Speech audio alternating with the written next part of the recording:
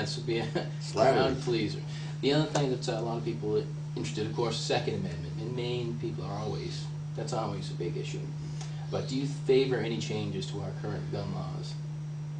The only changes that I see necessary for the gun laws in Maine is to remove them. I believe that we should honor the United States Constitution and the Constitution of the state of Maine, and we should have no controls other than controls on convicted felons. I believe we should take guns away from convicted felons, but an everyday, honest, hard-working citizen should have the right to own and bear arms, period. It should not be tampered with. So no background checks for, well, I guess you would have to do a background check to find if you're a convicted felon, but registration? I'm against registration. I think you should own a gun.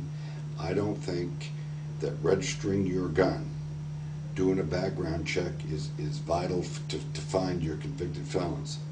But quite frankly, gun controls have not stopped the murders in this country, have not slowed or stopped assaults with guns.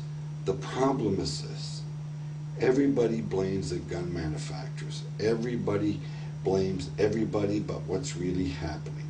What's really happening is those without guns, or those that are controls and live by the laws, become vulnerable to those who don't live by the law. It's that simple. In Switzerland, the head of household is required to own a gun. There's a city in Georgia that implemented a similar law, and 50% of the crime went out the door immediately. I'm not suggesting that we put a law in that says you have to own a gun, but what I'm saying is every law-abiding citizen has the right and the duty to protect his family and protect his assets.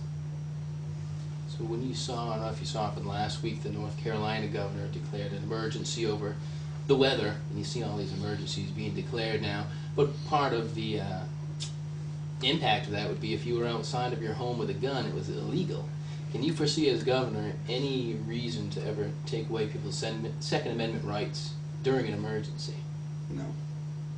I just can't envision it. During an emergency, during these hurricanes or storms, or 9/11, for instance, when 9/11 occurred, looting became a major problem. Well, I believe that the owners of those establishments and those businesses and those homes have the right to protect themselves, and they certainly have the responsibility and duty to protect their family. So I think the governor of North Carolina was absolutely wrong.